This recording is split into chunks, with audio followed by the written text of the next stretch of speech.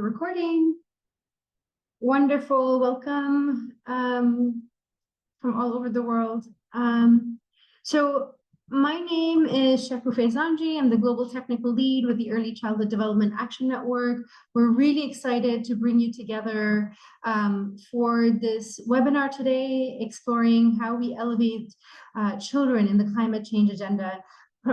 Primarily, we want to focus on looking back, what happened in COP28, what were the advances made for young children, and then looking forward, what are the plans upcoming for the Bonn expert dialogue and COP29 and beyond.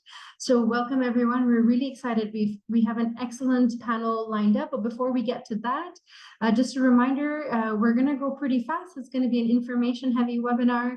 If you have questions, please put them in the Q&A. And in the chat, please feel free to introduce yourself and let us know where you're joining in from. So to begin the webinar, we're going to hear first from Sarah Dang from Save the Children, and she will begin by just giving us a little bit of an overview of why do we care about young children and climate change. She's the lead advisor with Save the Children USA. She specializes in taking early childhood programs to scale and applying behavior science to enhance effectiveness. So I'm going to hand over to you, Sarah. And to all the panelists, when you have about a few minutes remaining, I'll come on video as your visual cue to be done. All right, over to you, Sarah.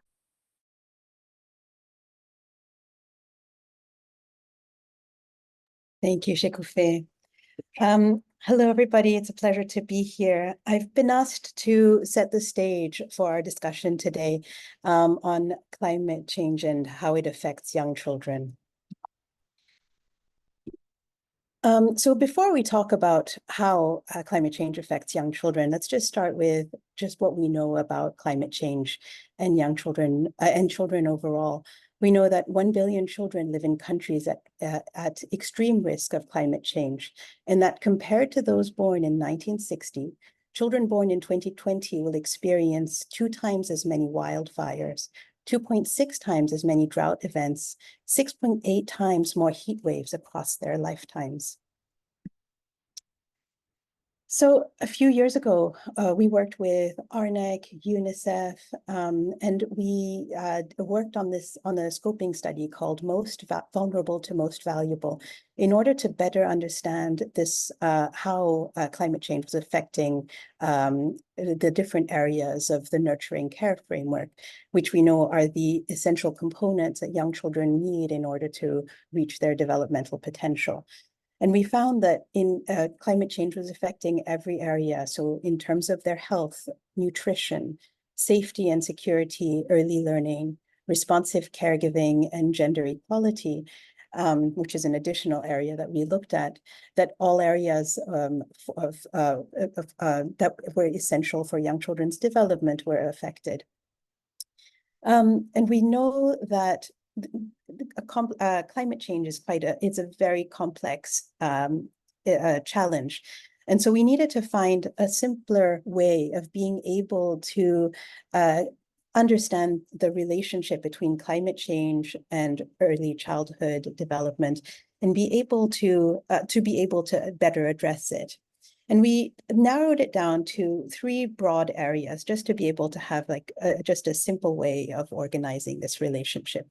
The first is the impact on children's environment. And this is what we often think about when we think about climate change and the impacts that it has in terms of disasters and the more visible impacts, which has then an impact on children's learning, development, and well-being.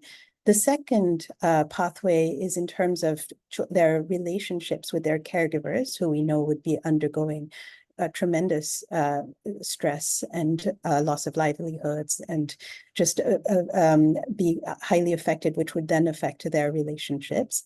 And then the third level is the impact on children's physiology, which is an area that people don't always talk about, but in the context of early childhood, it's really important for us to also better understand this relationship. And I'll talk more about each of these different levels. So first, in terms of children's environment, when we were looking at the same study and a number of other studies, I mean, we know that there is a lot more displacements happening because of weather-related disasters. That it's also affecting children's access to early learning, where extreme weather and disasters are preventing children from being able to access schools and learning services, and caregivers also from being able to access parenting programs. That it can break down healthcare systems where you don't have availability of medicine, assistive devices, provision of assessment and rehabilitation. And so it impacts all of these. This is just, an example, but we know that there's so many more ways that climate change affects children's environment. As I mentioned, this is the more obvious type of impact that we tend to think about. Now, the second level of impact is in terms of the children's relationships with caregivers. And this is an area that in early childhood we care about very much, because we know that for a young child to develop to their full potential, it's very important for them to have positive experiences that help them to develop healthy brains.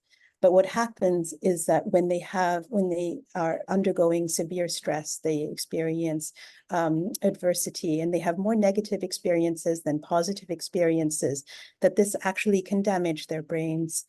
And that a brain that has undergone severe prolonged fear has fewer connections than a normal brain. So this is an area that we're particularly concerned about in the context of climate change. But at the same time, we also know that caregivers play a really critical role for young children living in adversity, and that research has found that young children who are able to overcome serious hardship and thrive have at least one stable relationship with a loving, engaging, and responsive caregiver. And so this aspect of that we really emphasize in our early childhood programming is actually essential in the context of climate change, because it can support young children who would be experiencing greater adversity. And then the third level of impact that I had mentioned is in terms of children's physiology. So with climate change is affecting the incidence of malaria. And we're particularly concerned about cerebral malaria in the case of young children, because that can create neurological impairments, including learning disabilities, epilepsy, speech impairments, and loss of coordination.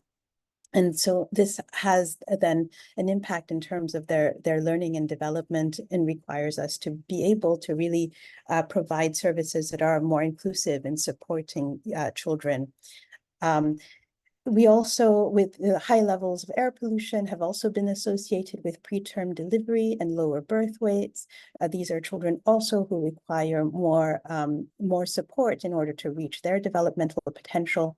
Warming temperatures due to climate change could also expose more than 1.3 billion people to the Zika virus by 2050, and the Zika virus infection during pregnancy can result in severe congenital disorders. So also emphasizing the need for an inclusive approach in the context of climate change. And then with all the disasters, there's an increased risk of injury following cyclones, floods, any other disasters, which can cause a number of different injuries that also, again, reinforce the need for inclusive early childhood services. And then we also know that climate change will contribute to additional levels of stunting. And that we need to provide additional services to ensure that young children can reach their full developmental potential. So in terms of just to move from the problem to the solution a little bit, and just to give you a sense. So when we've looked at all of this, we've decided to then narrow down 4 priority areas for us within Save the Children. And we package this under our climate responsive ECCD systems thinking approach. And this is to support all programs from all sectors from birth to 8 years. And it has 4 areas that we focus on in protecting children caregivers from the increased diversity in their environment. The second is to support these caregiver-child relationships that are essential for their development. The third is to increase the accessibility, quality, and scale of inclusive, gender transformative, and holistic ECD programs. And then the fourth is to increase financing for ECCD by positioning ECCD as a climate responsive intervention. We're working in 4 countries at the moment, specifically on developing this approach, looking at heat, floods, air pollution, and drought. And at the moment, we're just finalizing our CRESTA in order to be able to propose a menu of services. We'll be releasing it soon. And we invite you, if you're interested, to join our community on trying to come up with solutions together to protect children from these climate hazards. Thank you. Thank you so much, Sarah, for highlighting, a few of the major issues affecting young children in climate and why we need to pay attention to it. And so far in the climate work, the early childhood community has really found a home and tagged along with the child rights group. And I'm really excited that our next panel, which is going to be going over the climate negotiations, will cover that. But it's an interesting thing for us to understand that while the whole child is really important, what are the unique aspects of the early years that also matter?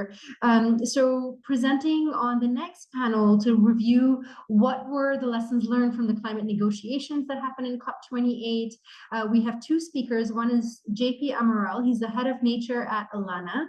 JP, so if you can just turn on your video so people know who you are. There we go. That's JP. So JP will be presenting on the panel. And then we also have Malama Mwila, and he is the regional head of policy advocacy and campaigns for East and Southern Africa at Save the Children.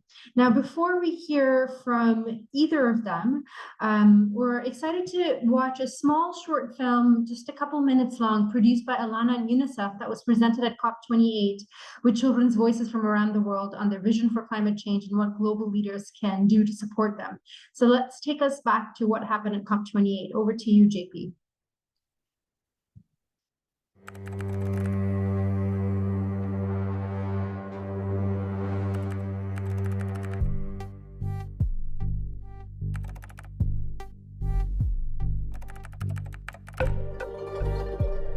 It's a lot more hot. Eu queimando aqui na frente da minha casa, bem aqui. waxay nuu saameeyeen abaartii oo kale biyo la'aan ayaa nagu dhacday waxaan dareemay baahi iyo cabsi weyn. É chuva todo ano. São casas destelhadas todos os anos. Jer je sve bilo drugačije tada kad se desila ta poplava. Morali smo da se iselimo iz domova, da idemo u druge gradove. dadka weyn cimilada waxba ma aysan ka qaban. فلوس كتير لكن زمان لو كانوا عملوه من بدري ما كانش يحتاج كل المبالغ دي. I bet all they do is fight about, I think we should do this. No, I think we should do that. No, I actually think we should do this. طبعا لو ما اتخذنا إجراءات لتغيير المناخ راح ندفع الثمن في المستقبل. Well, no offense, but you guys only have a few years left to live. And meanwhile, I'm 11. I have my whole life to live, and I want to live it. Adultos, se vocês não estão lembrando, vocês têm que cuidar das crianças. وأن نحن لازم نحافظ على بيئتنا لأن هذا كوكبنا نحن ونحن لدينا المسؤولية لكي نحافظ عليها. Stop fighting for once and let's focus on the important stuff. Que culpa que eu tenho de morar na frente de um rio aberto? De eu dar água suja para minha filha nos tempos de tempestade? يفبيت كتسكايت no tenen que se sair naquela carambola e tum sei te meto fumeca ou sair na tica. Se vocês continuarem queimando, a gente vai morrer nesse calor. Stop talking about and actually do it. Klimatske promjene su mnogo moj život upropastile, moglo bi se reći.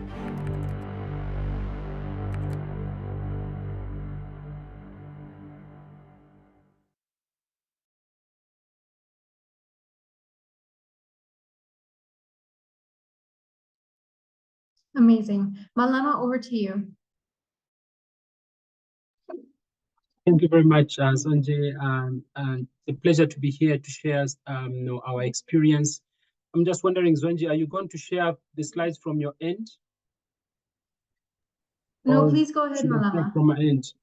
I can Yeah, share please from go my ahead. end. Okay. All right. Just share my screen.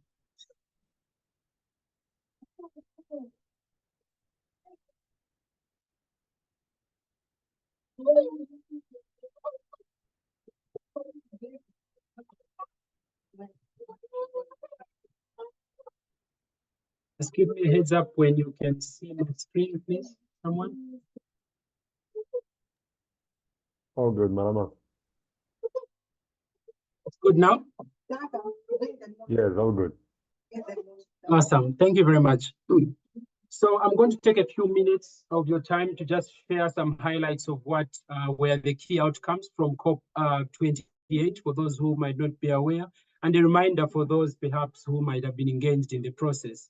So one of the landmark decisions from COP28 was the commitment in terms of the outcomes to convene a UNFCCC expert dialogue this year in 2024 to identify solutions to the disproportionate impacts of climate change on children. And so this is taking place next month. I think someone will be speaking to that later on. So that was one of the very positive outcomes because, you know, it situates the situation that children are facing as it attains to climate change. Then also there was a lot of joint advocacy with partners and children contributing to key, which led to obviously key contributions and mentions of children in the outcome text. So if you search through a lot of the outcome text, children are mentioned in a variety of spaces. So I think that was one of the positive outcomes. In terms of the fossil fuels, an agreement to transition away from fossil fuels obviously is a step in the right direction, but it falls short of the rapid fossil fuel phase out that is desperately needed in order to secure a just transition for children globally. And you heard from the children in their video just before me how this is impacting them. So this is very urgent, but unfortunately there wasn't much of a commitment around this at COP28. In terms of human rights mention, human rights were removed last minute throughout the text, only leaving about 2 mentions. So again, this is worrying for not just for our sector working to promote the issues of children within this particular space, but broadly speaking, other actors who are, promoting the nexus of human rights and promoting a human rights-based approach to addressing the climate crisis. In terms of delivering on climate financing, we would say that COP28 did not deliver on climate financing. Of course, there was the loss and damage fund that was officially announced and some funds already committed to, but again, the commitment was quite small. But we anticipate that that particular pool of funds will grow in the near future. This year, and the conversations are starting at Bonn in the next 2 weeks. There is the key negotiations around the new collective quantified goals on climate financing. So that is a positive thing. And we are asking all actors who are working within this space to ensure that they're engaging with the various advocacy or lobbying targets that, especially the climate finance negotiators, that this needs to prioritize interventions that will protect particularly the most vulnerable in our communities and those most deprived and most affected by inequality, which are children. I've spoken a lot already, I think, about the loss and damage, but it's important to emphasize that the pledges that have been made to this fund are insufficient at the moment, but the hope is that as the transition committee takes on its actions, there will be an opportunity perhaps to deliver better financing under the loss and damage fund. In terms of lessons learned, we must obviously as well develop strategic partnerships as child rights movement, essentially to give children a stronger voice by ensuring that we work with parties to support the engagement of children. One of the few entry points for children in a space like COP is often enough one that allows children to be able to engage in these spaces through and with the government delegation. So it's very important that we work with state parties. We must work with the UN youth constituency, particularly under this space. We have the Yango, to ensure that the global youth statement, for example, as it had last year for the first time, continues having a specific mention on children's recommendation. Then we should also build new relationships with negotiators across work streams to ensure integration of children's rights. So we must work with the different negotiators, whether it's negotiators focusing on climate financing or any other kinds of streams. There should also be stronger advocacy for the integration of the UN CRC General Comment 26 on child's rights and the climate crisis to strengthen national, regional, and international climate policies. So this should be an investment also on our part as child's rights focused organizations and institutions, that we must work with state parties, particularly to ensure that they start localizing the recommendations, and these are very important recommendations within General Comment 26. And then we must continue to cultivate and influence child's rights and climate champion countries, the UNFCCC, the board of the new loss and damage fund, the different negotiation streams, as I've already mentioned, and other relevant negotiators as well. And then finally, I want to end with this slide by sharing on our ambition going forward. This is the Save the Children ambition, but I think based on the conversations we are having today and others we've had previously, this is a shared ambition. But leading up to COP29, we want to leverage on the Bonn intersessional, which someone will speak to later on, the high-level political forums, and the Summit of the Future, by collaborating with other child-focused partners to support the delivery of an expert dialogue in the next 2 weeks or so. I think it's taking place on the 4th. And again, here I want to emphasize that you should encourage government delegations to be part of this important conversation as they attend the Bonn intersessionals. Then we will continue to cultivate and influence child rights and climate champion countries. There are some countries that we consider to be friendly countries, and we will continue cultivating that relationship, including with the UNFCCC, the Loss and Damage Fund board, among others. We will continue to advocate for the integration of UNCRC General Comment 26, as I've mentioned already, at various levels, country, regional, and international level.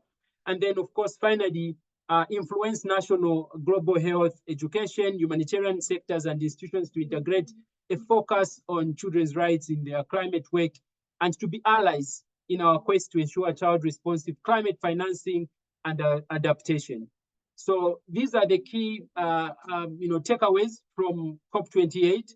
And as you can see, these are the kinds of things that are also, we're watching out for as well, to make sure that we are progressing in the right direction as we head to COP29, and also the Bonn intersessionals taking place in Germany from the 3rd to the 13th of June. JP, I want to hand over to you for the continuation of this presentation. Thank you very much. Thank you, Malama. Very, very nice to see all the work, and also congratulate and thank also Malama for the very amazing side event we had together, we hold together at COP28. So thank you very much. It was a very nice partnership. As Malama started saying, and I'll just jump in to bring some of the thoughts and learnings together, I'll just complement on what he already has brought here, is that definitely we see the necessity for a bigger joint effort around especially early childhood organizations, as we see here, the great majority of experts and professionals working on that field, but also the youth, also parents. We see the big movement of grassroots movements of parents around the world, and also other constituencies like CAN, which represents the environmental NGOs, also the women and gender constituency, looking at how caregivers and also the care economy needs to be seen in every point of discussions at COP, for example, in a just transition.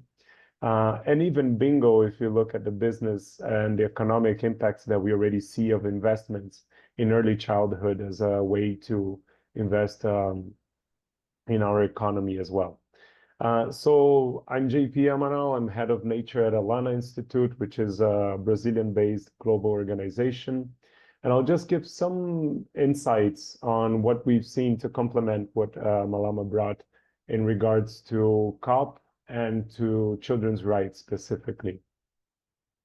So first of all, as you saw on the film, the important stuff, we see the call from children from all over the world, like Raoni from Brazil, saying that this is something that is impacting their lives now, and it's not something that we need to shift from that narrative that you see on national policies and also on global agreements of the future generations or the generations that will inherit this planet that we are not taking care of course.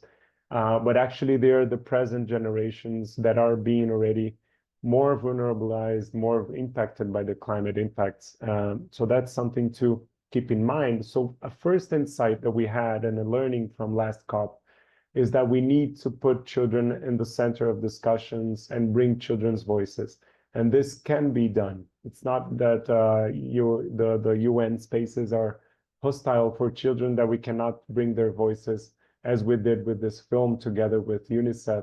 So we had major events and high-level panels and ministerial meetings like this one led by UNICEF, where we screened these voices from children, and we saw the power that it shifted the delegates' mindset to really think, what is the priority that we are considering here?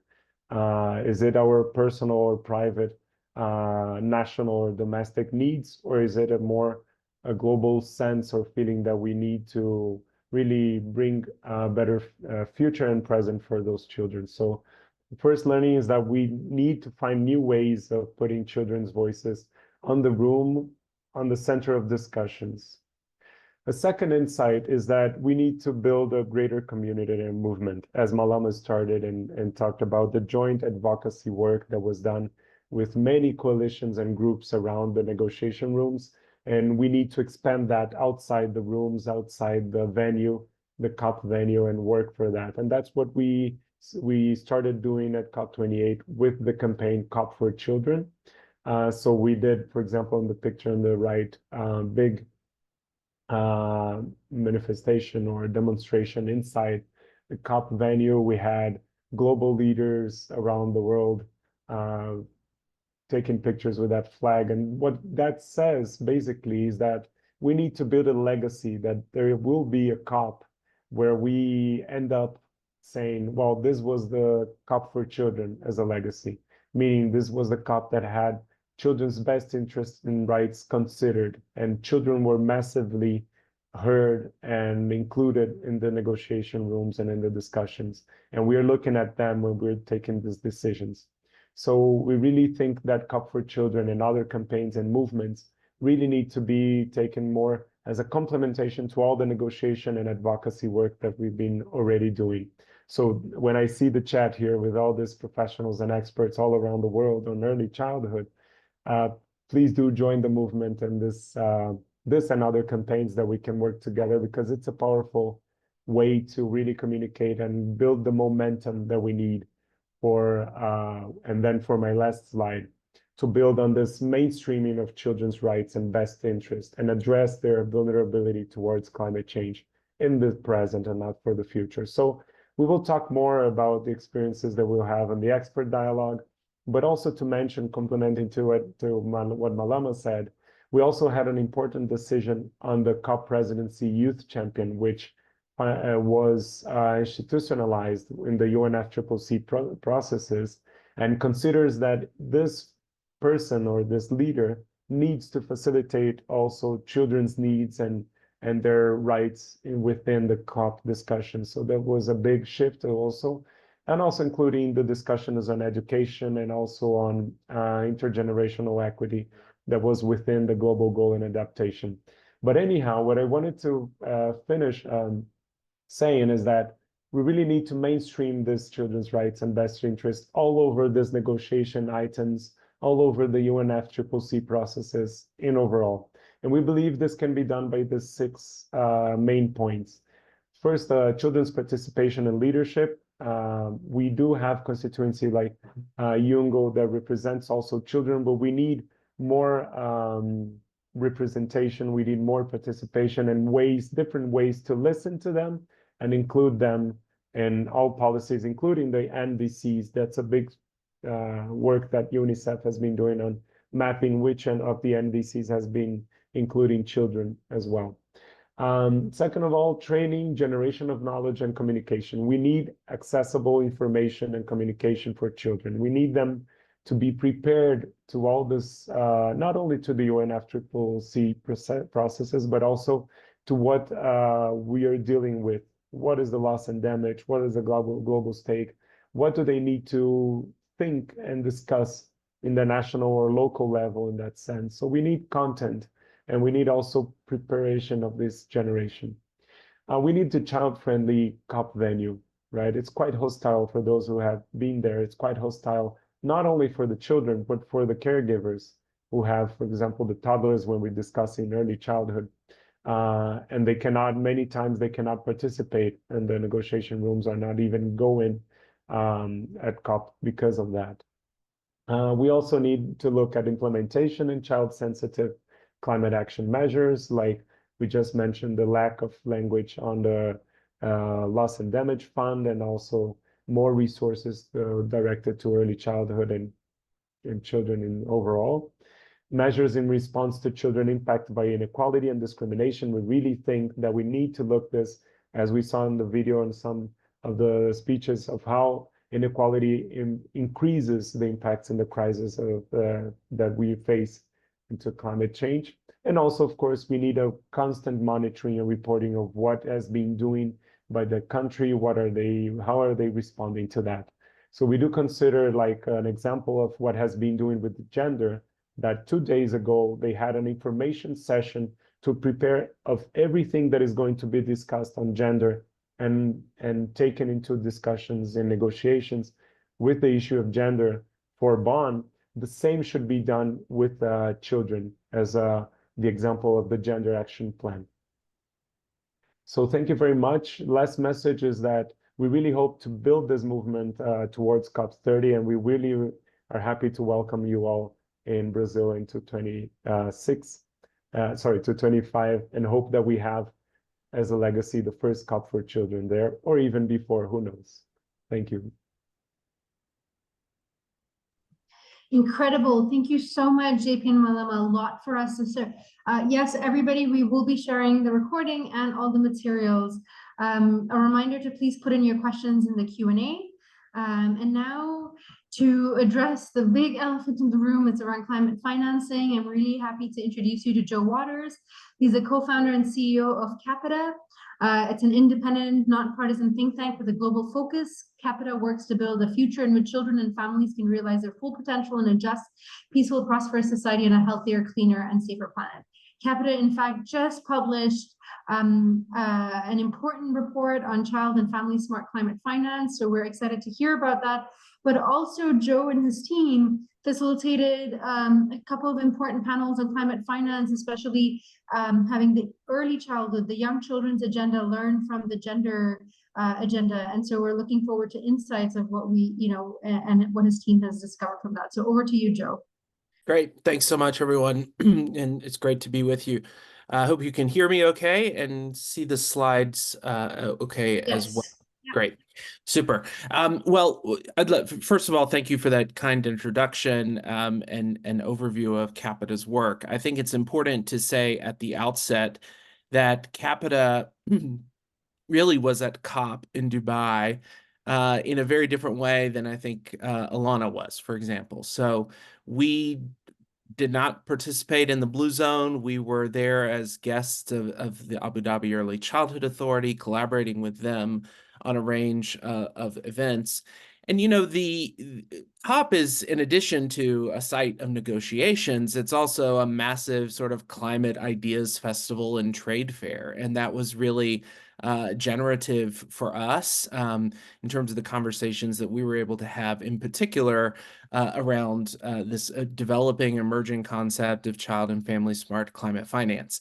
And I think it's also really important just to say, as mentioned in the introduction, that there is a great opportunity to learn, especially from the work that has been done in the creation of gender responsive climate finance, which is, I would say at this point, no longer an emerging field, but a field that has emerged and is now chalk through climate discussions, climate work to address adaptation and resilience across all levels, from the city level on up across the world.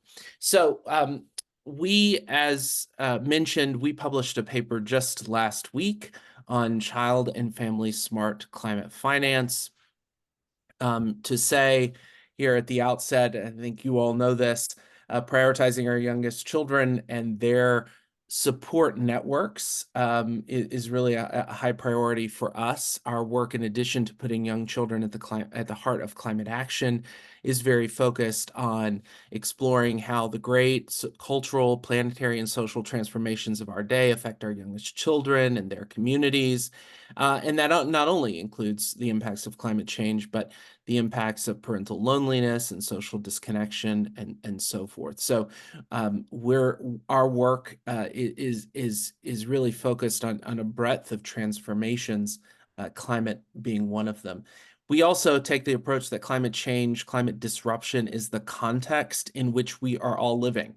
And all of our programs, our infrastructures, our laws, all of it that is oriented towards the protection of children, families, and their communities, and the promotion of their healthy development needs to be reimagined for this new context. We take a long-term view. We like to say that we're interested in the health and well-being of the child who will not be born for another 50 years.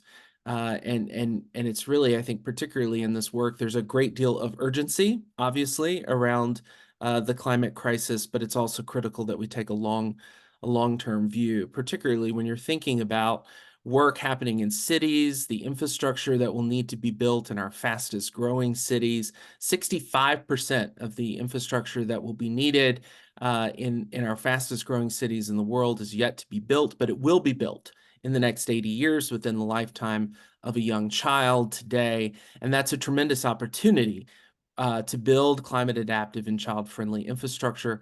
But obviously we have a long way to go in terms of financing that. We know that caring for our children and their caregivers and caring for our planet are inextricably linked because young children, of course, are uniquely sensitive to their environments. We need to enable our youngest children to thrive in a changing climate. And I think this is also a perspective that we bring. This is not just about survival, but it's actually about flourishing and thriving within the context of changed planetary conditions. So very interested in protecting and promoting children's rights to a healthy environment for them today, but also laying the foundation for a more resilient and just society where it is easier for more children, more families, more people all over the world to actually flourish despite drastically changed planetary conditions. So on to this paper that we published last week. Happy to share this with you.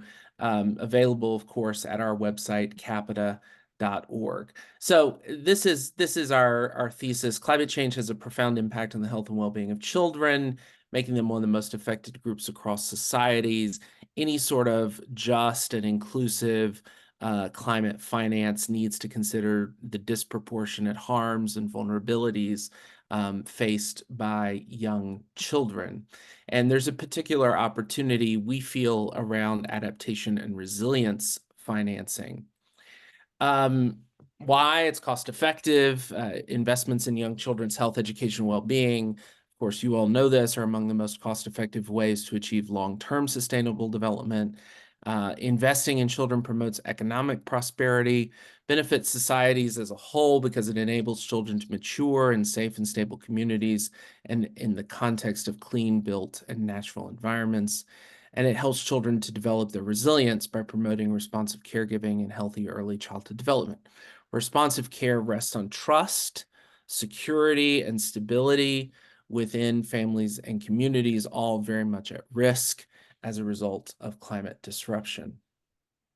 This is from a great paper that some of you were involved with just about 2 years ago now, published by UNICEF Plan Save the Children and Capita, looking at just sort of existing climate investments and how child responsive they are. Just 2.4% of climate finance from key multilateral climate funds, or a cumulative total of 1.2 US, 1.2 billion US, covered child responsive activities. And this was looking not just at early childhood, but across all children and all child responsive activities.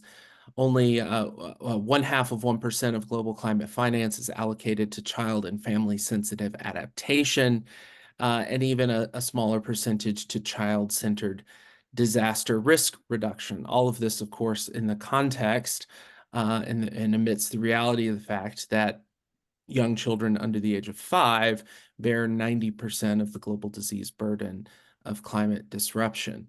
So child-centered climate adaptation at the community level in particular is a nascent field of policy and practice, receiving meager attention from stakeholders at every level. Some of us will be at the Start with Children Summit in Bratislava next week, which I think is a very encouraging sign of mayors and city leaders around the world really taking responsibility and drawing attention to this need for child and not only child-friendly spaces, but child-friendly climate adaptive spaces. And I would argue that in the changed context of our current planetary conditions, a child-friendly city has to be a climate adaptive city. We're not really able to have meaningful conversations about child-friendly cities, communities, countries, and so forth, if they're not climate adaptive, given the context in which we are living.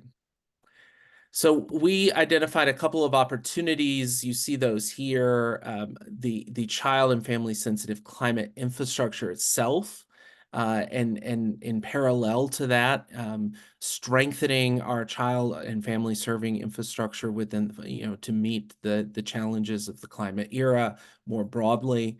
A collaborative research agenda is desperately needed, particularly to develop concrete projects, concrete fundable projects that we can bring to the multilateral climate funds in particular for their support.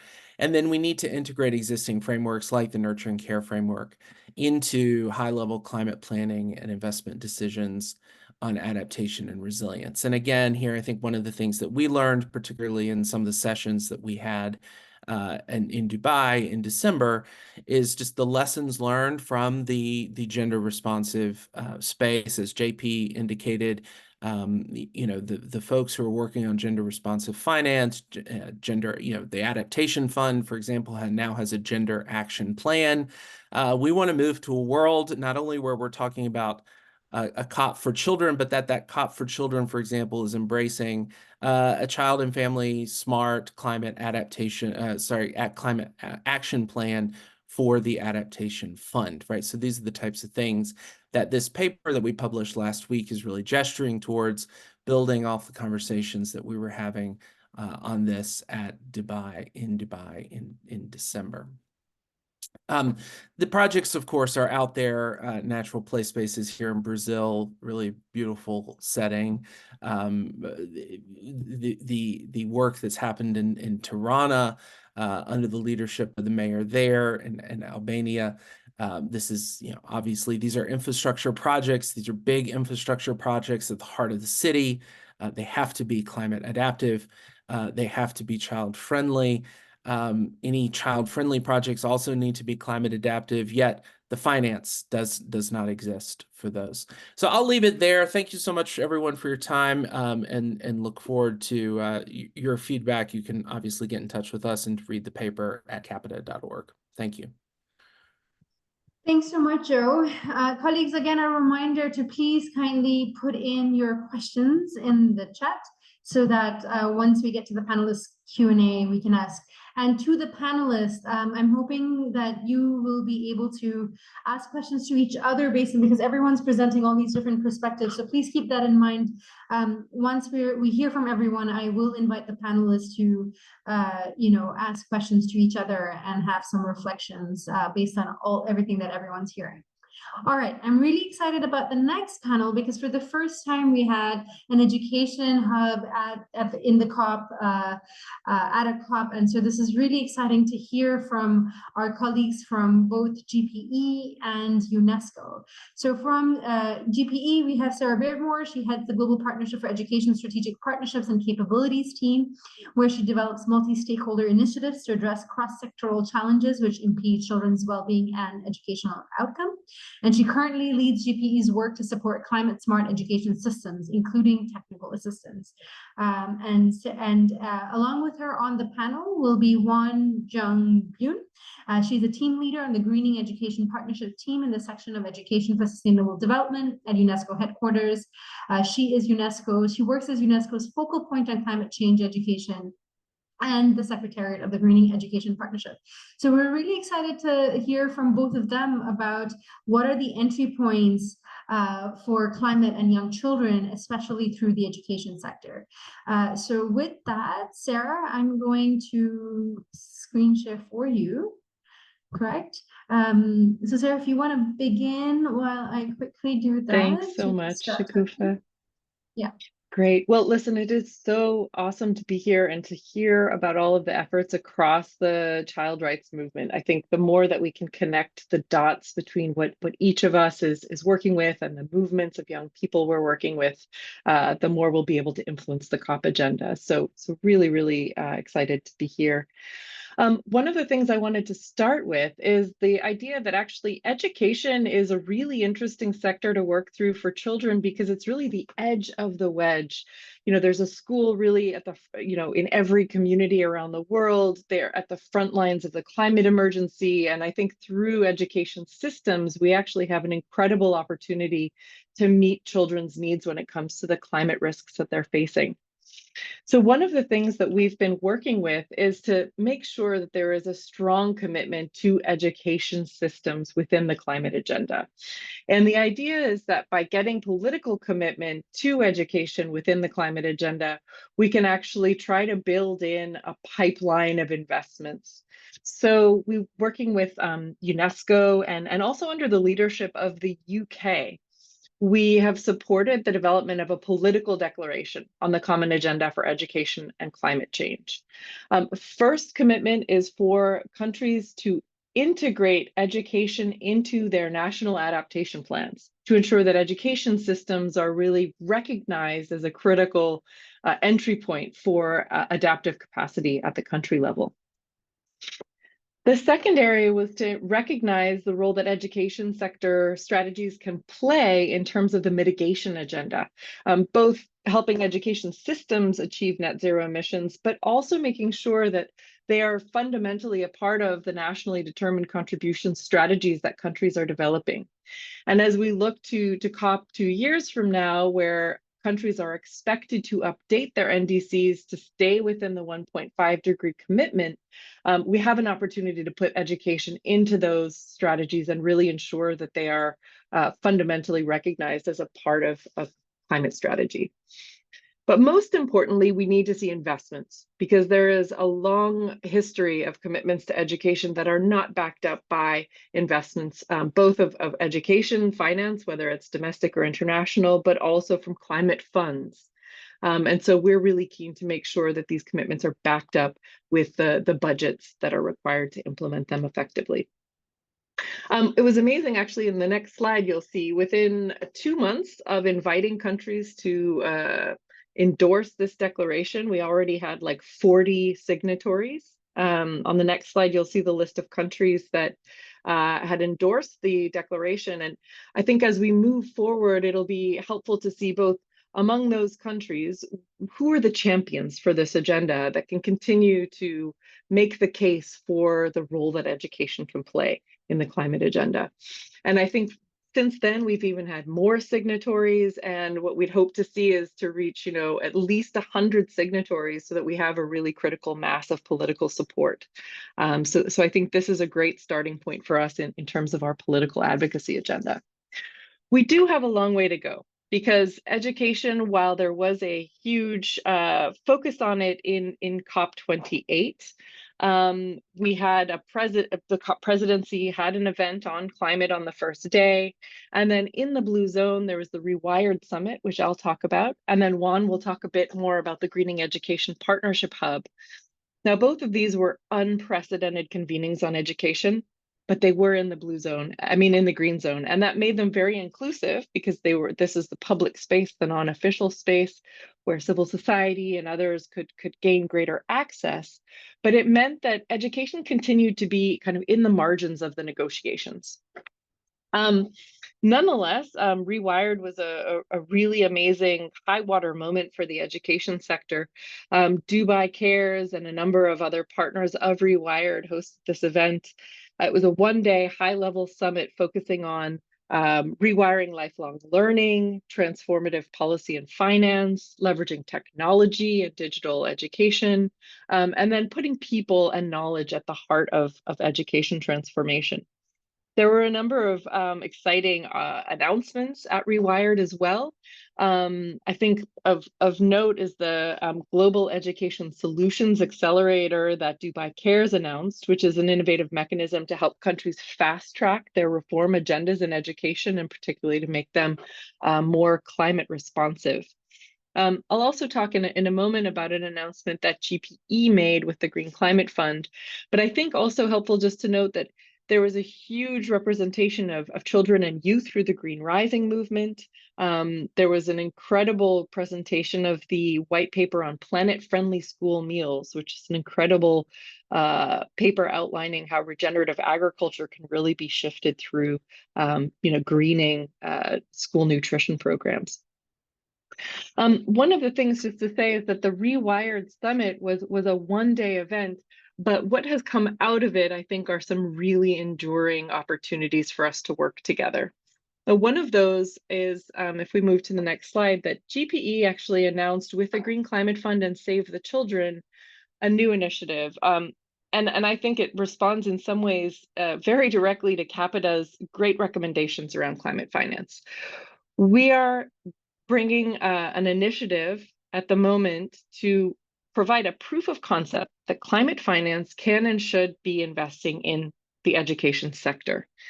And so the BRACE initiative, which is building the climate resilience of children and communities through the education sector, is starting with 3 countries that are kind of a test case with very different regional contexts in Cambodia, South Sudan, and Tonga. And essentially what we're doing is supporting the development and design of climate adaptation programs in the education sector, building on the comprehensive school safety framework, which outlines very clearly the opportunities within infrastructure and curriculum, and basically to ensure that we're providing a pathway for additional pipeline of proposals.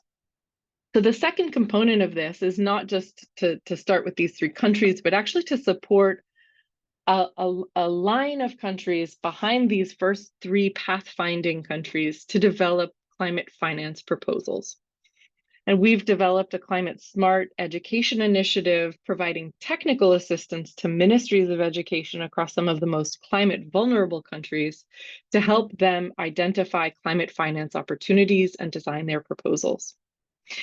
From this, we also expect a huge amount of learning to come from it. I think, as has been mentioned before, this is really an emergent area for us to understand where are there effective interventions?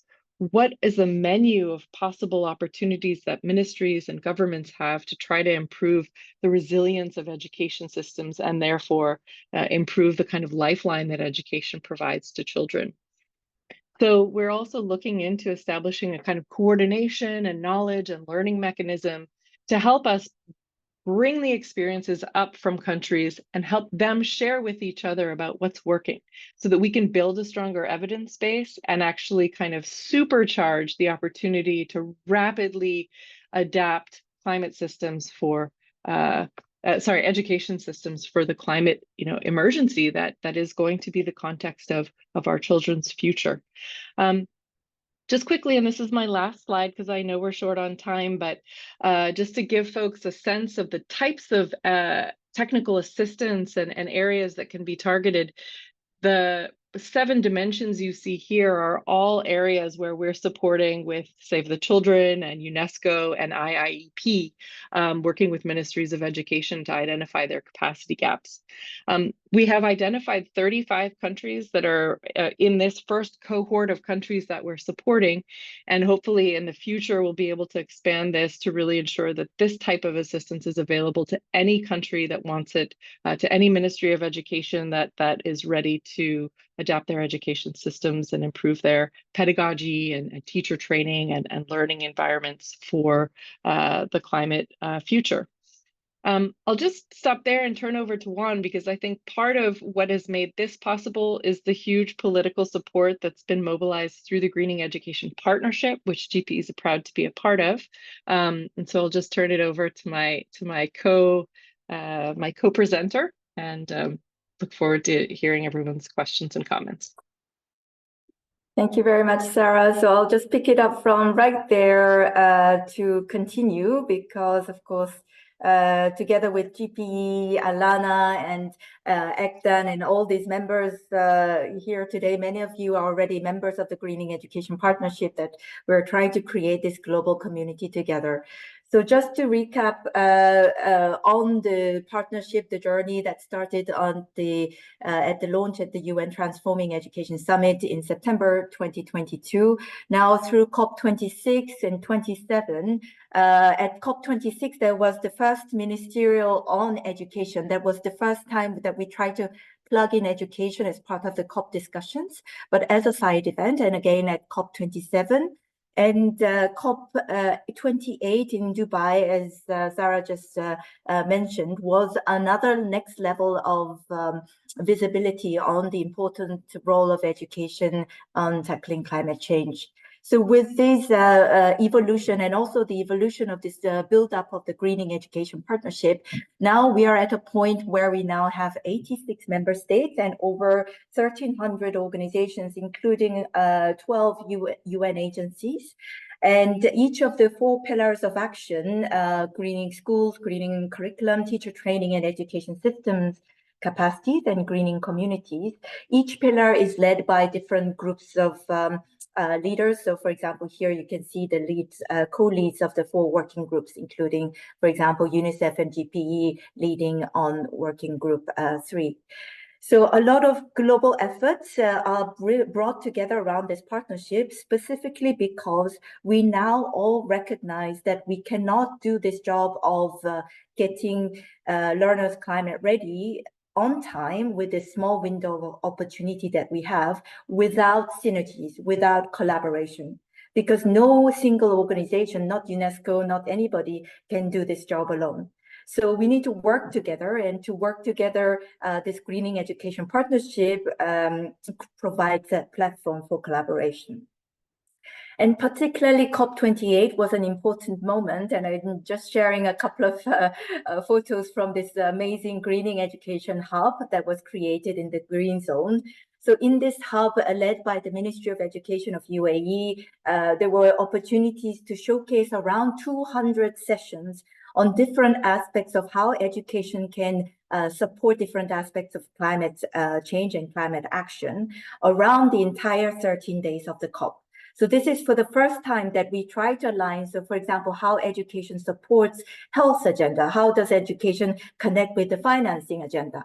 So for each day aligned with the thematic topic of that COP, we were able to showcase different sessions led by the members of the Greening Education Partnership. And also that includes, of course, sessions related to early childhood and development.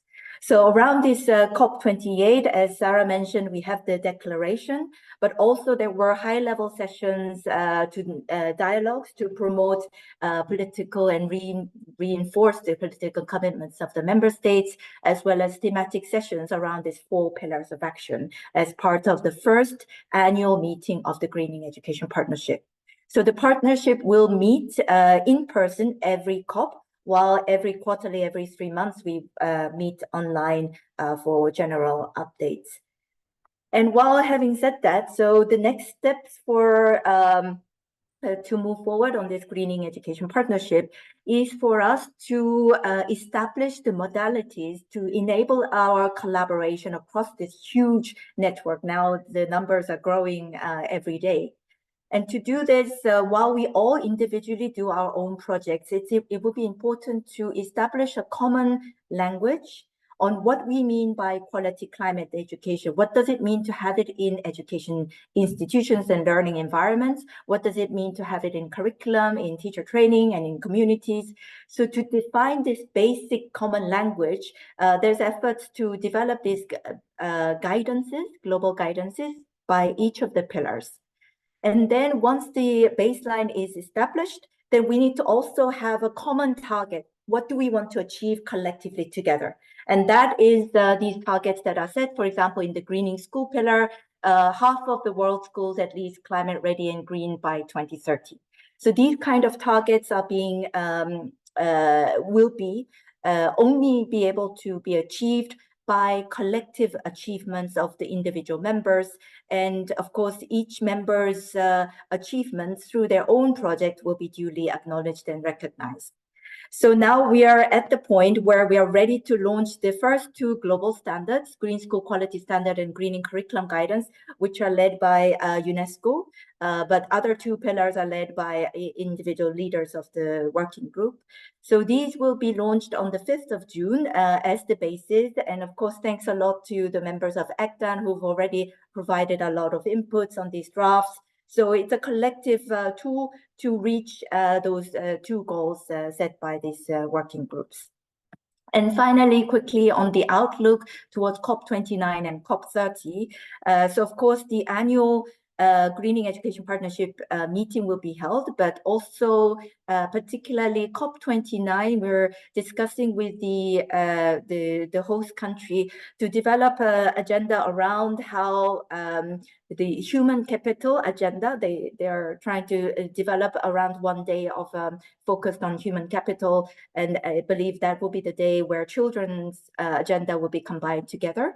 So bringing that on board and trying to have that continuum, particularly to highlight the achievements of country-level actions and tools.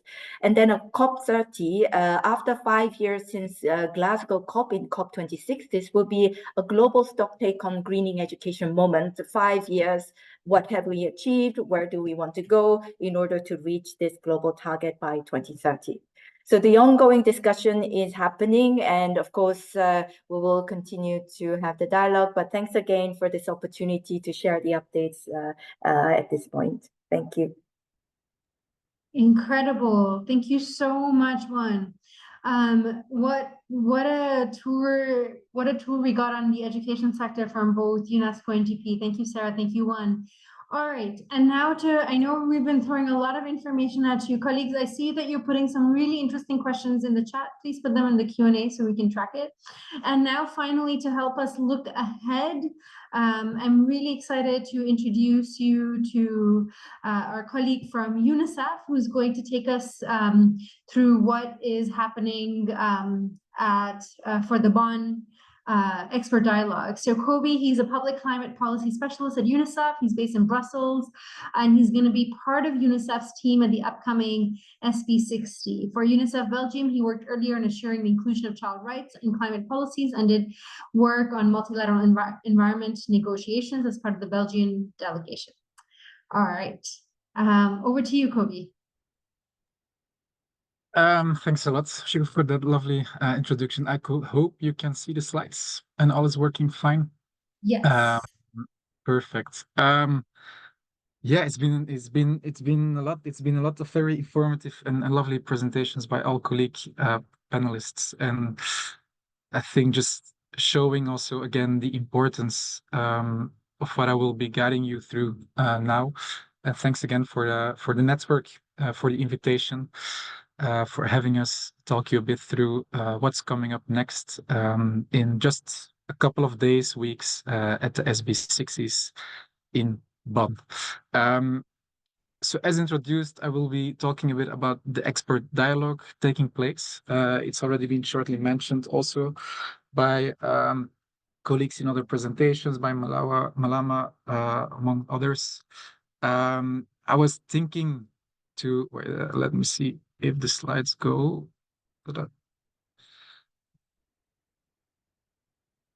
All right.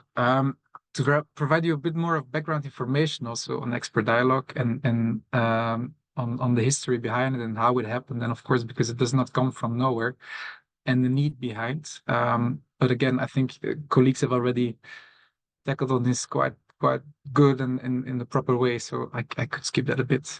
Then some practical information just for all of you who are interested in this event taking place, on what we do know and what we don't know yet, on what's going to happen. And then a quick introduction into the UNICEF policy briefing for this expert dialogue. What we as UNICEF and amongst others, other child rights actors and colleagues are all, let's say, asking for, the recommendations that have been shared, and what we are hoping for. Again, I think the need has been quite good told by the colleagues on why this expert dialogue should take place, and why we need this space during the climate negotiations to discuss the disproportionate impacts of climate change on children and their rights. Children are not like just little adults. They need this expert dialogue, and we need to discuss it and to provide the time. And again, I think also, especially because I think that's also, of course, relevant to all here and all actors here, because those early years of children are so important, are so notable, not only for their high risk, but also for the immense opportunity. Because young children have that unique potential that is unlike other stages in the human lifespan, including even late moments in childhood. And it just all shows and signifies the importance of this event. Just some background. I know some documents already have been shared, but I hope it could still be useful for all of you, maybe also after this webinar, just dive into. Malama already shared the general comment number 26 and the importance of incorporating this within future climate negotiations. But it's just, I think that the slides will be shared afterwards. You can dive into it. There's also a child-friendly version of this general comment, which is, in my sense, just a everybody-friendly version, and is accessible to all of us to just try and understand and have a quick look at it. Which is given by the Committee on the Rights of the Child, that explains a bit on how climate change is impacting child rights, but also on what states should do to keep realizing, to keep respecting, upholding children's rights in the context of climate change. Maybe also interesting for you to check on is a guidance that has been published also last year on mainstreaming child rights within the UN frameworks, and it's an interesting background to also look at understanding the need and the importance of the expert dialogue taking place. And then also, again, because of course this expert dialogue it's not coming from nowhere. Earlier on, I think it was COP25. 2019, first of its kind, there was a commitment being done, set up, established, based on priorities by UNGO, also earlier already mentioned, and inputs of children and youth from all over the world, that led to this declaration on children, youth, and climate action.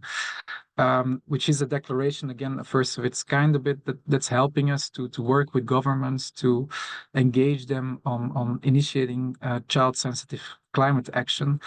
And also, it was also shared by the colleagues in Basara on the other declarations. It really helps, and it keeps us creating this momentum. And it was definitely an interesting one, try to understand also where this expert dialogue comes from.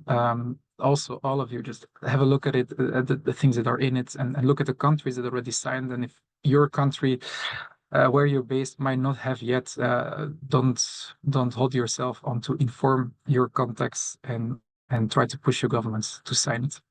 And then, of course, also us as UNICEF, why we're working on this, what we're doing is, of course, our mandate is to uphold the Convention on the Rights of the Child and its children's rights. And I think, as the previous presentations also have already rightfully stated, so looking at climate change and the challenges that there are, those are challenges for children's rights. If we talk about the climate crisis, we talk about the children's rights crisis. And again, it just shows the importance of the Expo dialogue, which I'm going to talk about.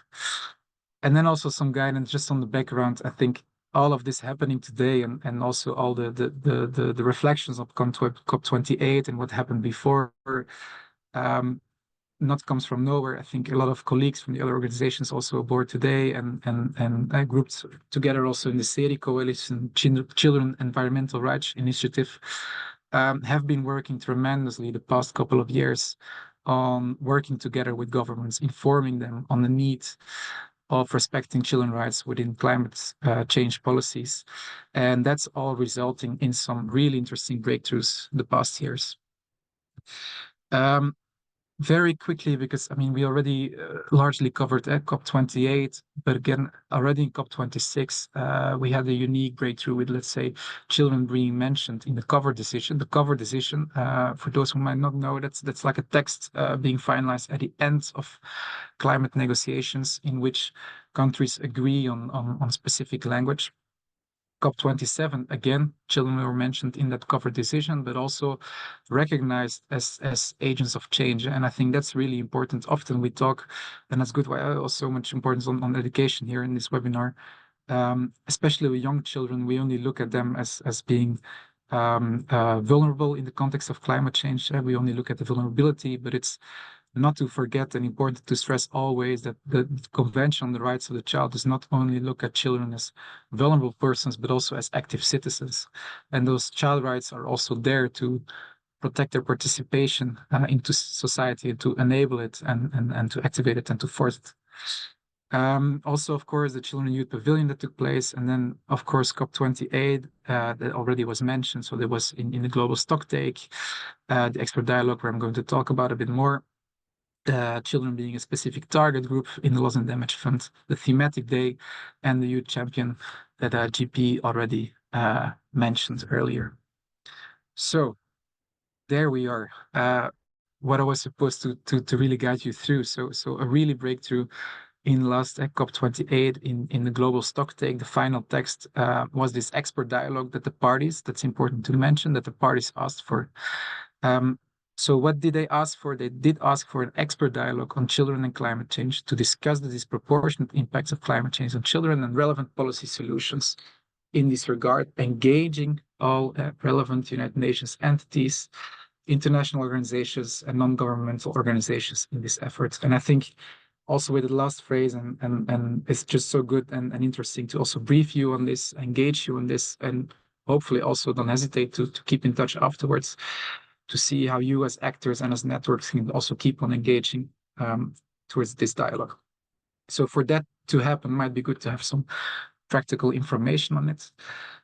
So what will happen, this expert dialogue is supposed to take place the 4th of June. So that's quite fast. It's in just 2 weeks. It's going to take place, it's going to be a full day, and it's going to take place during the SB60s, so which are the, let's say, in-between climate technical negotiations between two COPs in Bonn, in Germany. And it's being led by the UNFCCC Adaptation Division. And I just mentioned it here just because it's important to also share that this expert dialogue, often when we also talk with countries and governments, and when we're talking about children and talking about child rights, it's often limited, let's say, their discussions of their view on it to only ACE, participation and education, which are tremendously super important to keep on working on. But of course, there's also the impact and the importance to look at adaptation and to include child rights within adaptation policies, within loss and damage discussions, within finance, as also the presentation by Joe rightfully stated. So, and so that's also just a call for all of you here and working on this theme, but also for your contacts, maybe working on other themes. Important to share that this expert dialogue is taking place, to invite all of your contacts that might be interested, that we have a really diverse group of people in the room to participate. For your information, there has also been a call for inputs that was published by the Secretariat, on which we as UNICEF submitted, but also there was an EGDAN input from the network, I believe. There was an input also from partners here on the call. All of those inputs will be made public normally, so that might also be nice to just check soon when they're out there, just to have a general idea and to get some more knowledge on this theme of child rights, children, and the impact on climate change. The event is supposed to be co-moderated, so by one party, which is not yet confirmed which party it will be, and by UNICEF. So UNICEF has been requested by the Secretariat to be a co-moderator, which we happily accepted, of course. So UNICEF will be co-moderating the event. In that regard, and also within our own submission, we really focused on the importance that it would be an interactive event where different actors can have a role to play. On the other hand, also might be of interest for a lot of you with maybe have questions around this regarding the access. And so for those that might be joining the SB60s and might be present there in person, there is no need to have a different badge or to sign up. If you're there and if you have the badge for the SB60s, you can normally just join the expert dialogue. Of course, there are huge challenges in receiving those badges and in having those access to the SB60s, some are much limited. So that's also why it's quite sad to say that following our information, there will be no, let's say, live coverage or online coverage of the expert dialogue. However, what the Secretariat is supposed to do and normally will do is produce an informal report after this expert dialogue that we are, of course, happy to share. And I hope that also can be shared within the network to all of you present here today. Also maybe of importance at child participation at this expert dialogue. We're talking about expert dialogue on children and climate change. It would be kind of weird to have no child participation at all. Unfortunately, up till this moment, we don't have any official information or confirmation on the role of child participation, let's say, within this expert dialogue. Again, that's also something that we as UNICEF, but I know also a lot of partners have asked and forced for it, also among others, Jungo, to have a meaningful children participation in all diverse means possible. I think the examples that the GP showed also with the videos and earlier show that there's many ways that this is possible. So yeah, waiting there also for further information. And then for you to check, there's also a link to the event on the UNFCCC webpage, where there's more information on the location and the hour of the event itself. Quickly going through with you through the UNICEF submission. So this is also online. You can find it back there. There's I put a QR code at the end of the presentation that you can scan.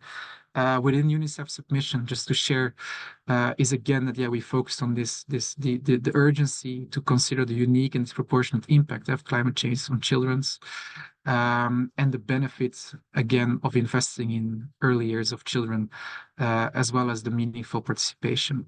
In that submission, we also highlighted some child-sensitive policy solutions, some examples, as we really believe that it's also important that governments within this expert dialogue will share with each other what's possible, what's feasible, and they will learn from each other. Also in the submission, the importance, underlining the importance of an inclusive process, engaging with a diverse array of stakeholders, the importance again of keep on recognizing children and youth as key stakeholders, as well as I think that's why the importance of this webinar, but also within the presentations of colleagues, the need for a follow-up. This expert dialogue should not be a one-off event, and there should be a continuation within the near future. And I think that's critical for all of us to just not let it be like it is now and be happy with the expert dialogue taking place, but use this momentum to go on. Then there is also the UNICEF briefing that we provided for governments, some key asks in that. And there's, of course, a more detailed briefing that I invite you to look at and learn from and use for your own work as well. I think one of the key asks there is for governments to turn up, to be there, to be in the room, as it might also sometimes be challenging, especially with capacity-wise. There's also some national level policy recommendations in there, so international level policy recommendations. And broader recommendations, of course, also on the importance of more evidence, more research, as well as capacity building. And I see Shekufe is also put on the screen, so I'm just finishing then. Just to show you also as some of the entry points that are mentioned in the policy briefing. Again, it's way more detailed in there, so please have a look. I think it will be shared in the chat. And just to make some links to earlier, I think as well mentioned in the policy briefing, as said in the presentation of Joe, the importance of climate finance, but also added to that the importance of qualitative climate finance that is mainly in the form of primarily in the form of grants, the need of finance specifically for adaptation, the need also going further and or other presentation on education, that education is a key theme of consideration. And also, of course, looking at just transition, if we talk about leaving no one behind, that of course includes children as well. All of this way more in detail, I invite you to scan the QR code or to go to the link in the chat probably to inspire from it and to look at the outcomes of this expert dialogue, to engage with your contacts, to invite them also to be present. And then I'd like to just thank the organization again, the network and all partners for their fantastic presentations. And if any more questions, feel free to reach out on the following contexts. And then I look forward to the Q&A. Thanks a lot. Amazing. Thank you so much, Kobe. I'm going to invite all the panelists to turn on their videos so that we can quickly launch in. We don't have much time, but I did want to I'm just trying to see Sarah, if you can log Malama, if you're there, if you can turn on your video.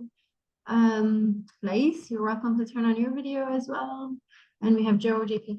All right, fantastic. I'm going to give the floor to the panelists for just a round of reflections from hearing all the different elements that we've heard today, especially reflecting on early childhood and the youngest children and how it fits into this big climate picture. But I'm just wondering, are there insights that emerged from you, a reflection that you want to take away, or a question that you may have for a panelist you've heard? And Kobe, I know you need to jump off early, so I'll come to you second so that you have a minute to think as well. But let's begin. It would just be really great to hear from you as panelists, because this is the first time we're coming together on a public global platform, talking about early childhood and climate as well. So just the floor is open for any quick, Joe, go ahead, kick us off. Yeah, I'm happy to start. First of all, I just want to say thanks to everybody for the really insightful presentations. My sense is that the child rights agenda and the child development agenda are distinct yet complementary agendas, and particularly with the child development agenda, the early childhood development agenda needs to be very clear, disproportionate impacts to young children. And I think when the implications of that is while children's important participation is of critical importance, so is parent and caregiver participation. And I feel like I'm not hearing nearly enough about the importance of children and caregiver participation across the board when it comes to climate discussions. Thanks, Joe. Can I throw that question? Yeah, can I throw that question to our child rights colleagues like JP, Malama? Like, it would be great to hear from you guys in response to that, because that's a very common reflection as well. So it would be great to hear from you, and then also your own question as well. Well, I think I can come in. Well, first of all, congratulations on all the amazing presentations and also on the engagement here in the audience. And also for Shekufe for putting all this together. So thank you, and for the EC network. my thoughts on this is that we do need to look also on the arguments or narratives that will engage parties and world leaders around child rights or children development, and specifically for early childhood development, as we see that that makes a difference. So we are seeing, for example, we will have a side event together with UNICEF and other partners at in Bonn in the intersessional meeting in 2 weeks. And we are deciding, for example, to have a focus on children's health as an relevant issue, as a way or a narrative to really call on the attention that we're looking at this on a health perspective. It makes it more tangible and more direct, in the sense that I also mentioned on the present generations and not looking only on the future generations to come. But when we focus on the younger children, I saw some questions as well, and I would address that also in the debate here for other colleagues, which is not only the specific vulnerability of young children, but also the means or ways to participate, because you cannot put, as you saw Greta when she was a teenager or child, or also, for example, Francisco Vera from Colombia, who is 14 years old, is different than a participation of a 4 years old child. So you need to really consider new ways and sensible ways to listen to them, to see their expressions. We've done that some cases in Brazil, of seeing how they express their relations with nature and climate change through drawings or through play, through just free play, and then observing how they can really bring into that. So that's a difficult point to come to an international space like COP, but there is an opportunity, and that's the message I would like to finalize, which is we will have the updates of the NDCs, so the national goals and plans that countries will present for COP next year. So there's a big opportunity for all the EC advocates that are here to really call on the attention of your countries to have children's participation and inclusion, especially for early childhood development, on those NDCs to be brought. And then we hope to see the UNICEF report seeing more NDCs with mentions to children. So I will leave that reflection here for the group as well. Joe, did you have a reaction to that before I go on to someone else? No, not necessarily. Okay, Kobe, I want to come to you next. A reaction to this particular conversation, or any other insight that you've had as well? Thanks. That's good. I was just typing a message that I might have to drop off. So I'm just gonna do it quickly, as I have another meeting starting, unfortunately. Some reaction, aligning with GP also, and Joe, I really understand. I mean, the question and need also for more both participation for parents, caregivers, but it's also not only about participation, even about references, I think, and even about including them in text within the negotiations, and just consideration of the importance still feels like a challenge. And then speaking from a child rights agenda, and I'm kind of fresh in this, but I feel, GP, you can also maybe comment, but it's sometimes sad to see that even there, the battle you still have to fight sometimes for just the references to, and we've had a bit of the history. If you see, it's all kind of getting on now a bit more and more, but there has been a lot of work behind this, and also when it was mentioned that for example, just the references to human rights from time to time are left out, I think there are real battles there. But on the same time, I think also sometimes people are just a bit, I don't know, the maybe not informed yet enough how weird it might feel. And I think there is a real opportunity, and a unique opportunity now also in this expert dialogue, that it is a mandated event, that there is a big space reserved for it, and that all parties are invited, as well as all actors, to discuss and exchange on this. And then, as rightfully stated by GP also, we just hope that afterwards this agenda will be mainstreamed within all negotiations, not just on the indication of ACE, and that all actors keep on discussing and changing about it. And that participation will be just a logical thing, and that we can go further in it. So that being said, I'll have to leave, but thanks again for Thank the you so much, invitation, Kobe. Thank you for so the much. introduction. And again, All, colleagues, you'll have access to all of Kobe's slides in the email following the webinar. Thank you again, and wish you all the best at Bonn. Sure. Thanks, Kobe. Let's turn to our education colleagues. Juan, great, super. And then we'll go to Malama. Go ahead, Juan. Yes, sir. I think I anticipated it. Go ahead. Exactly. You saw it coming. Yes, I just wanted to react to Joe's comment earlier. Absolutely, it's important to work with parents and caregivers and also engage the children themselves in the decision-making process. And for us, that's what we call whole institution approach to education for sustainable development. So in that sense, this green school quality standard tries to encourage not only for teaching and learning content to be aligned on climate change, but also to engage in the governance structure, decision-making processes within learning institutions to engage the learners themselves, as well as the parents and the community, and also to use the community as a learning ground in dialogue with them so that the schools can, or the learning institutions can become the laboratory of ideas and hub for climate readiness that can spread across the entire region. So I think this dialogue of this whole school approach, whole institution approach could be relevant. And that's something that we are trying to promote now with this Green School Quality Standard. Thanks, Juan. Malama, go ahead. Very much. I think just to build on what has been said already around the role of parents and caregivers, one of the opportunities we have seen at Save the Children is that, for example, when we do facilitate for children to be involved in some of these spaces, for example, at COP28, we had about 8 or 7 children that were at COP physically and engaging with the different stakeholders. Now, in some instances, we find it's useful, for example, to actually get the caregivers or parents as chaperones. And that means they will actually be with the children and be in those spaces as well.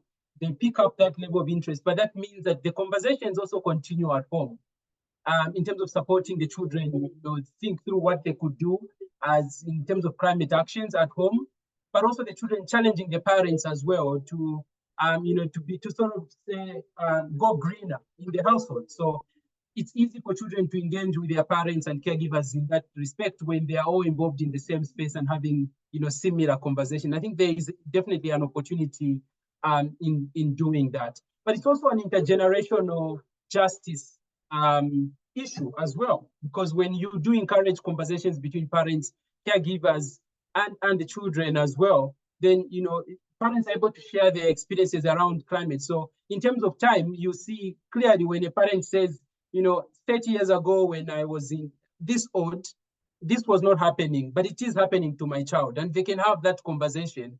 And as they engage with decision makers, it makes it much more relatable as well for the decision makers. And we've seen in our programming at Save the Children very vivid examples of why that can be effective. And I think that should be encouraged to get parents, caregivers into these spaces with children in order to encourage that intergenerational conversation, but ultimately have a whole household approach to addressing the challenges of climate change. Thank you. Thank you. Sarah, did you want to come in? We haven't heard from you yet. Sure, yeah, I'll just make maybe a final thought, and maybe it's a slightly different reflection, which is actually just on the power of the movement that is coming together around child well-being. And I think that for all of the advocacy that we do, when we are siloed, we are undermining ourselves. And because what we're talking about is child well-being, we need folks working on health. We need the education sector. We need folks working on the just transition and the care economy and loss and damage to actually look at children's well-being as a core fundamental element of the agenda. And the fact is that the structure of interests doesn't support that. So I think on the one hand, this work at the political level is really important. and creating alliances across sectors. And it's great to see like the work that UNICEF was talking about in terms of the influencing agenda on the text across all of the COP negotiations, and trying to embed and mainstream child development in that. I think, though, that part of building the demand for action on this agenda is also the need for us to have really solid evidence and solutions, so that the how-to of this is not a mystery, that there's very clear strategies backed up by evidence with the kinds of cost assessments that governments often need, and particularly ministries of finance, to justify increasing their investments in various areas. Which leads me to the final piece, which is that on the finance side, I think that there's a kind of if you finance it, governments will want to do it, right? And I think with the Green Climate Fund, we're starting to see a much stronger focus on human development issues in general. And within that, our work is sort of the first child-focused investments that the climate finance community will do. And I think we shouldn't stop there. The Global Environment Facility, these other climate funds also could be brought on board if we continue this momentum. But what is needed for that is fundamentally to go back to the policies, because NDCs need to include children's issues as a fundamental part of their strategy in order for the climate funds to actually be able to invest resources in them. So it's a kind of, we have to work on multiple levels with all of these entry points in order to really shift the needle. And I think we can only do that if we come together from the grassroots and NGOs and children at community level and families coming together to lobby their governments, but also from the multilateral system and the financing architecture and all of our allies across the different sectors coming together. So this is a great start, but I think I'd encourage us to reach out more across sectoral boundaries to really advocate for children, because there's lots of little initiatives, and if none of them are talking about children, then we're not going to be able to really see this as a cross-cutting effort, and there will continue to be big gaps where children's well-being are concerned. So that would be my kind of sum up of my key takeaways from all of what I've heard today.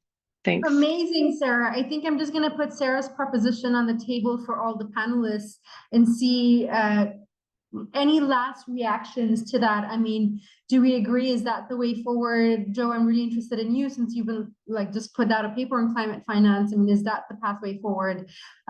Would really welcome your thoughts about how do we really bring the early childhood, the young children's development agenda, you know, cohere it in a way where we can, you know, make sure that it's not just little projects, and we can move it across. So Joe, yeah, go ahead, and we'll have a couple rounds and then we'll wrap it up.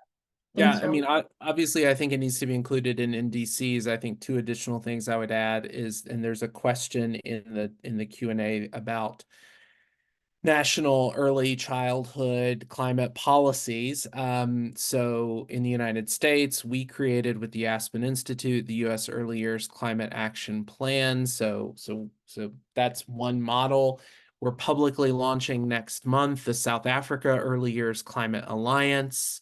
And then we're seeing increasing interest, particularly at the intersection of the built environment, which the adaptation of which needs to be financed, and child friendliness, particularly in cities. We're seeing a lot more interest in this from mayors, and more announcements on that forthcoming as well. So I think all of these things have the potential to add up to national, regional, global groundswell at the intersection of healthy child development in the earliest years of life and climate disruption that will lead to national and multilateral action. Thanks, Joe. Malala, go ahead. Thank you. I just want to agree with what Sarah was proposing. I think it's quite vital that we should see the engagements around children's Sorry, rights. Malala, it's difficult to hear you. Are you able to get closer to the microphone? It's quite difficult to hear you. Yeah. Can you hear me better now? Not really. Okay, let me just switch my audio. So while Malama's fixing his audio, does anybody else want to come in for a last reflection on this issue of how do we, you know, build that groundswell of a movement. I feel like we're just beginning. Just any reflections? Malama, are you good to go, or we go to someone else? If you can hear me better now, I can continue. Yeah, much better. Yeah. All right. No, I was just agreeing with what Sarah was saying. I think it's very important that we find ourselves outside our own space and engage with the other actors who are also, trying to find solutions within their own specific sectors and spaces. But it's important for them to think about children's rights issues within their own thematic areas and integrate from that perspective. So I think if there's one of the lessons we can learn from our colleagues in the gender space around mainstreaming, we should be mainstreaming children's rights issues within the different thematic areas, whether it's in health issues, education, protection issues, and we're seeing a lot of opportunities for nexus, including, I think, as one of the other colleagues has mentioned, migration, urban planning, among other things, renewable and green cities. So that is something that has to happen. And I think if we take that approach, we will make quicker progress around ensuring that children's issues are addressed in the different areas than seeing ourselves as a specific sector that just sits alone in a corner trying to bring everyone in our space, when we could be bringing children's issues in everyone else's spaces. Thank you very much. Super. Lais, you've been quiet. Do you want to come in? JP, you wanted to come in? Lais, JP, either one of you? Yeah? No? Yeah, JP? I think JP has already mentioned everything, so I'm just here to join. Thank you. Yeah, I mean, adding to that is, first of all, definitely just to come back to the parents and caregivers, we need to consider these groups that are organized internationally within the Parents for Future movement or the Our Kids Climate as a great organization that has been looking at those parents and caregivers and what answers they might have and voices that they can bring on what their experiences are as parents. And last of all, I'll just emphasize what I tried to bring in my presentation, which is we need to get the message out there. We need to bring the right narrative that engages the delegations, the parties, that connect them to the essential perspective of young children and how they need to be considered and focused on, because in the end of the day, as you see in COP, is just a big group of agendas and organizations and everyone looking at their own agenda, but we're talking about a specific vulnerability of children that needs to be taken care of in these spaces, and not just one more theme or item of agenda. We need to really put this, and I think communications and mobilization as a network, as ECDAN has been doing, is a really important way to go there. Amazing. With that, we're right on time, and we hope to continue. This is just the beginning of the conversation. We're really excited to see what comes out of Bratislava next week. Joe's going to be there. Lais is going to be there. We're really excited to see what comes out of the Bonn conference, and then we'll. Oh, Malama, how sweet! What is his or her name? Come closer to the camera so we can all see. Say hi to everyone. Oh, so cute. Yeah. Joe, where's your baby? Oh my gosh. So sweet. Amazing. And here we are, children's participation. So wonderful. Yeah. All right. With that, thank you. A deep thank you to all the panelists. I feel like this webinar was packed with information. It's going to be such an important resource for everyone. It'll be on the website, on YouTube. We have like a million links that we'll send out to everyone. So thank you again, and we hope to continue the conversation. And the panelists, you've done a great job responding to the questions as well. Really useful. So thank you again so much, everyone. And I hope everyone has a good day, afternoon, evening, night, wherever you are. Bye, everyone. Thank you, everyone. Bye.